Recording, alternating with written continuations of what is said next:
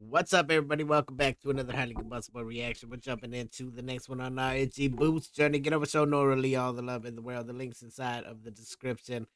This episode, we're still in the Netherlands. Going to take a tour around, visit some crucial places, or visit some places where some crucial events took place regarding the surrender and liberation of the Netherlands in World War II. Let's go. Put on your history cap. Shout out to Jan for the request. I appreciate it. Oh, look at Let's that. learn. We've learned a lot, but let's learn some more. Harleys. Yeah.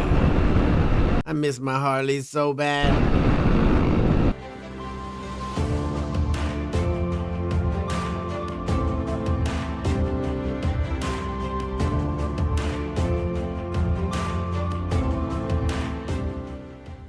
Good morning, internet. It is 9:15 in the morning and welcome back to the channel. Now this year 2020, I don't think any of us will forget this year very soon, but 2020 is also an important year for us Dutch people because this year it's exactly 75 years ago that the Allied Obviously this was a few years ago, but we're going to learn about the places. forces came to the Netherlands and freed us from German occupation. So I'm going to take you to 3 cities. First I'm going to take you to Rotterdam, which played a key role in the surrender of the Netherlands. And then I'm going to ride all the way here to Nijmegen, then to Arnhem, and then on the way back to Utrecht I will make a stop somewhere in this area as well. Now, of course, I cannot tell you the entire story of World War II, but I will show you some parts and hopefully you will get a bit of an idea of how things happen down here. So, let's go. It has been raining this morning. Now it looks okay, so let's hope it will stay dry today.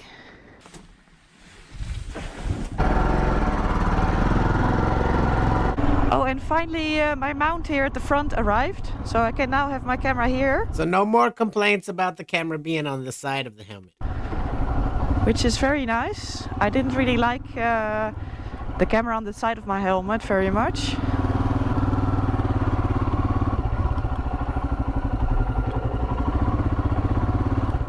And welcome to Rotterdam. I do have to say Rotterdam has an amazing skyline. It is a gorgeous I'm now riding skyline. on the Maas Boulevard. Just the view of all the bridges, really cool. I'm going to cross that red bridge over there, the Willemsbrug. It says Rotterdam also keeps 1.5 meter distance. Alone together.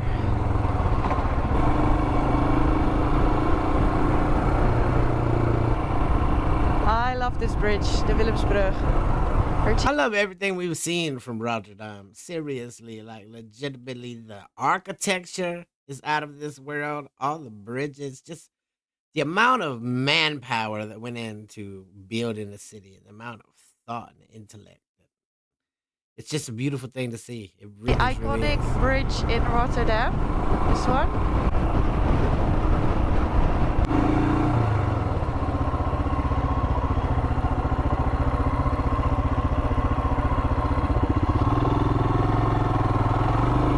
So on this side of the city, you still have a lot of these traditional old houses. But on the other side of the water, look at those buildings. Yeah. All brand new, modern.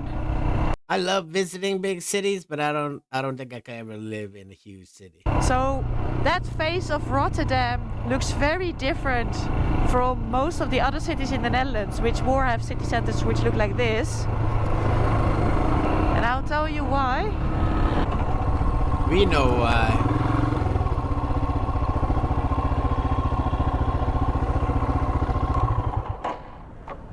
So on the other side of the river here, that's where the old historical center of Rotterdam used to be. And as you can see, it now is super modern. If you remember the very first video of this series in the Netherlands, I showed you the new Dutch water line, an old defense structure where we used to protect the country by water.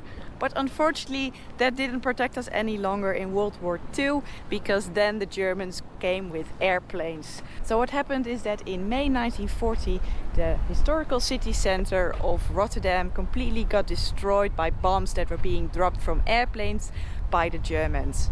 And it was not only the bombs, but mostly all the fires that were caused by these bombs that completely destroyed the city center.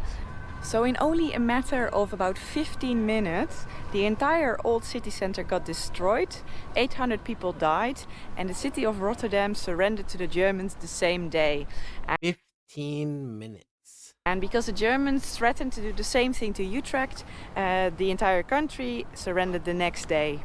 Alright, now I'll take you to the old city center and I'll show you exactly the boundary of where all the fires happened and what is old and what is new. I'll quickly have to drive away because they're doing a yoga class here.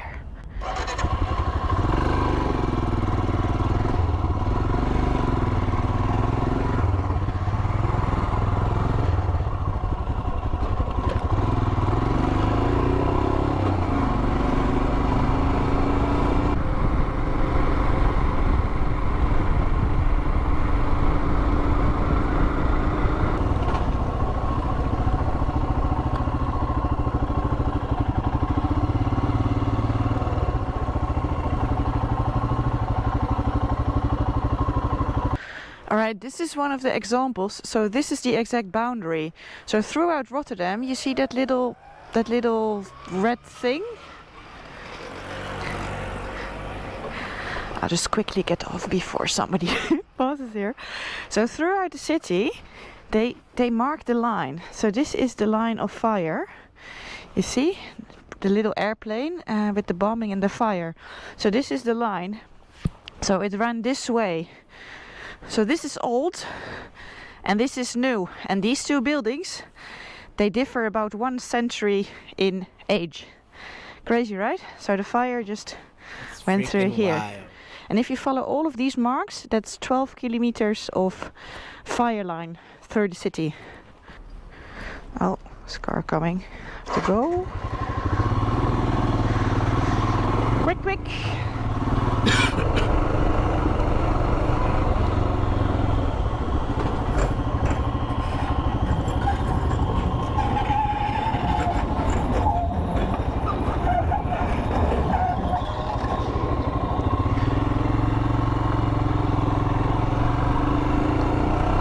This is another example.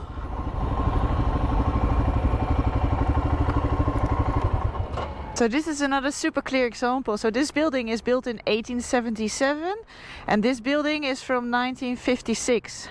So there was again the boundary. So the fire of the bombs went until here, and then this is still old city center. Can't imagine having a thriving city center and then 15 minutes later it being gone. Like my mind just can't even wrap around that. And I'm thankful, don't get me wrong. So I'm now close to the northern boundary of where the bombings happened. And here you can see it again really, really well. Alright, take a wild guess. Which one is old, which one is new? In 3, 2, 1. Just rebuild straight next to each other. If you didn't know, you wouldn't know though. So now you know how the Germans managed to quickly take over the Netherlands by bombing Rotterdam.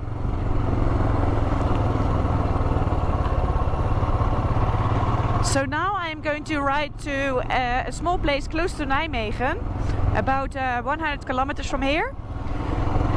And that's where the story of the liberation of the Netherlands begins. Oh, look at that! Harleys!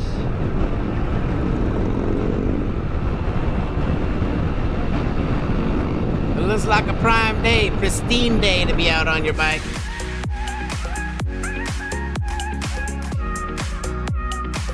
Hey, when y'all Dutchies get together for a ride, you really get together for a ride, huh?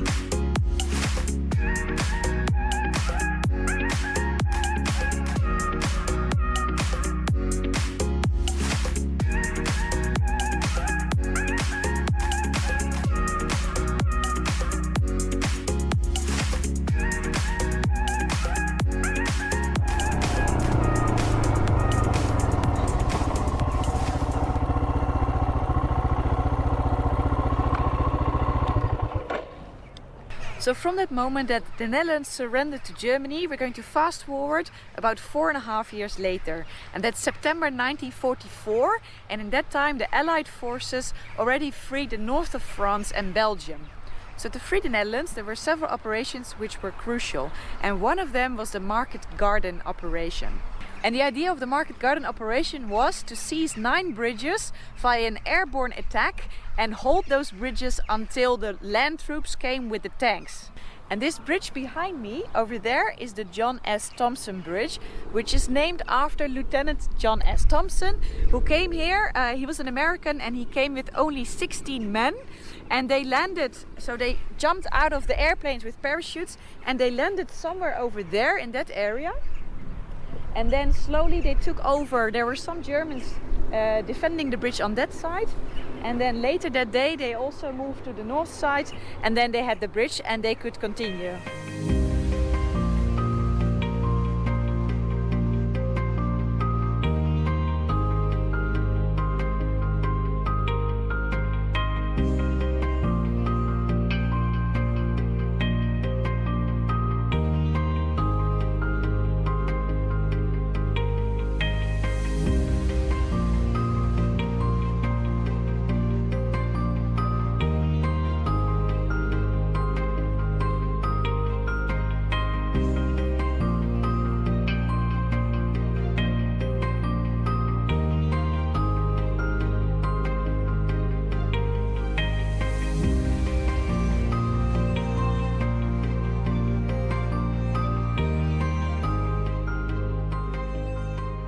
And the idea of the Market Garden operation was pretty much to be able to push with the land troops over those bridges until Arnhem, so they could attack the Germans on their own ground and just invade Germany over here. So now I am at this bridge just southwest of Nijmegen. So that was still successful. So then the Allied forces pushed up northwards towards Arnhem. Okay, on to Arnhem.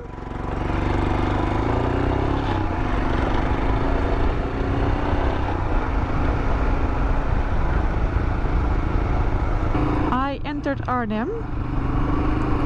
I am here. So this is the monument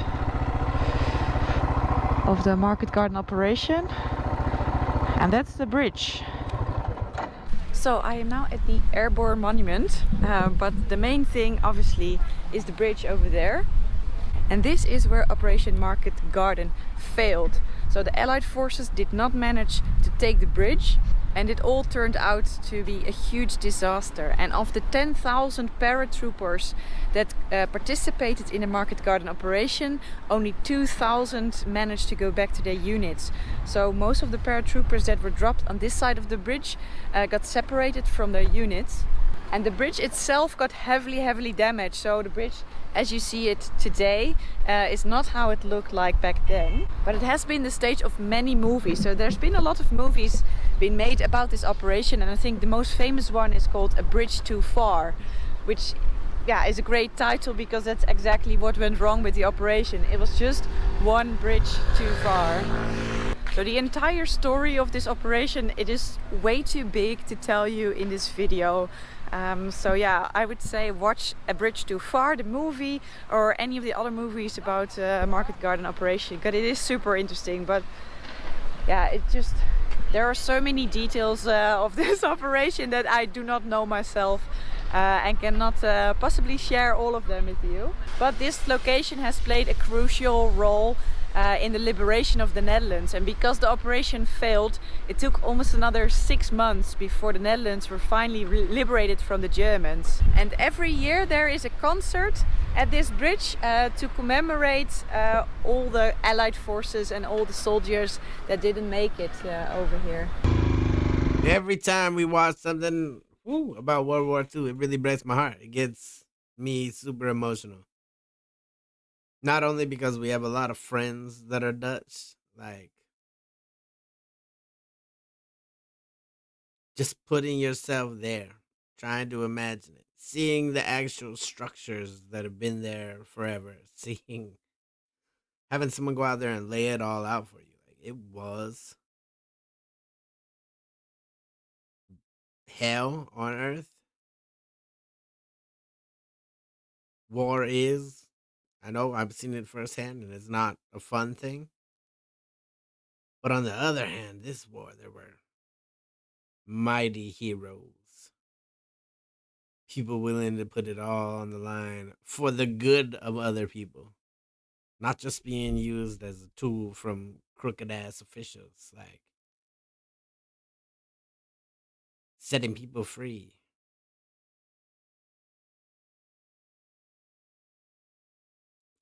I feel like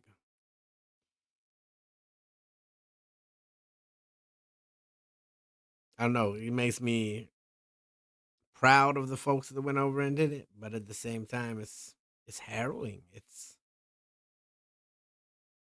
not something that I would ever want to have to do myself. Not something that I would ever want to go through on either side, on the soldier side or on the Dutchy side. Anybody that was invaded. I've never had my country taken away from me before. I've never had my freedom stripped from me before. I was born with it. I've always had it. And I still have it. It's, I don't know, the way that you guys show love still and keep passing on the stories and keep passing on the traditions and adopting soldiers' grave sites. And it's it's overwhelming. It's overwhelming and beautiful, and it's definitely something that nobody should ever forget and that everybody should be taught about instead of only being taught certain things.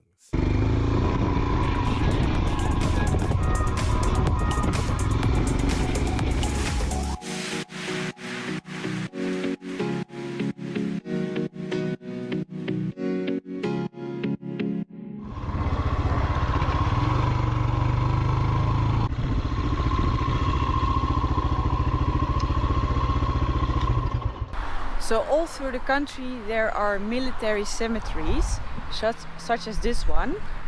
And on this one here are only Dutch soldiers that died because there was a huge battle happening right here on this Grebbeberg, because it was a strategic point and the Dutch soldiers were fighting with the German soldiers, and this was only a few days before they bombed Rotterdam and the Netherlands surrendered.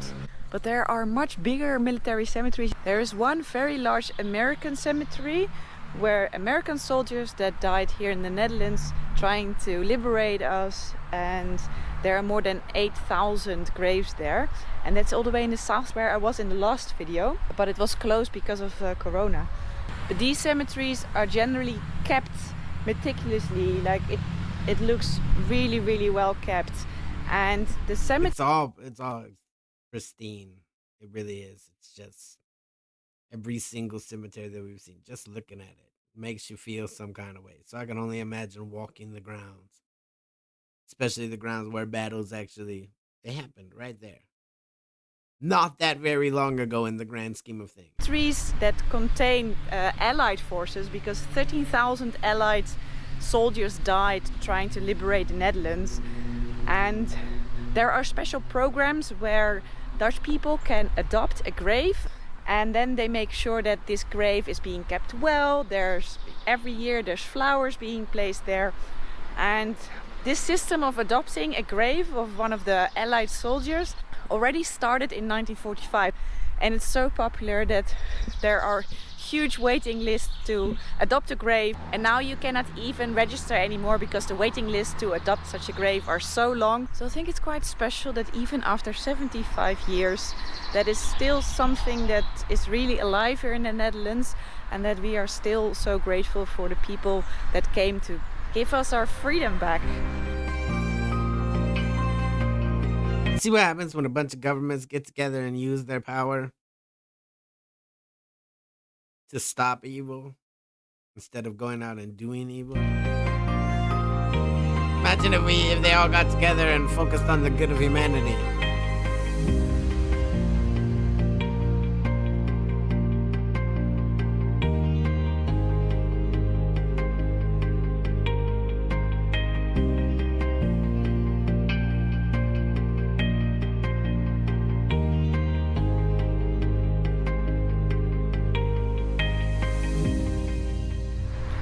So that was it for today. I really hope you liked this me. video. If you did, please give me a big thumbs up and subscribe down below, and then I'll see you in the next video. Hey, 100% get over so gnarly. Itchy Boots, all the love in the world. The link's inside of the description. Yeah, I've said enough. It's heartbreaking, but at the same time, there's the whole respect that you still have. I don't know what that's like because I've never had my freedom stripped away. But it's a story that could maybe change the way that a lot of people see their freedom. If the world was paying attention. There's so many people that don't know their history. They've never heard any of these stories. That it would be a life changer. It really would. It has been for me. It made me appreciate the things that I have a lot more. Get over so Itchy Boots, all the love of the world. Hit the like button if you liked it. The dislike button, but it won't believe you. Tell the next one, I'm Combustible. You guys be happy, healthy, safe. I love you to the moon and back. Peace.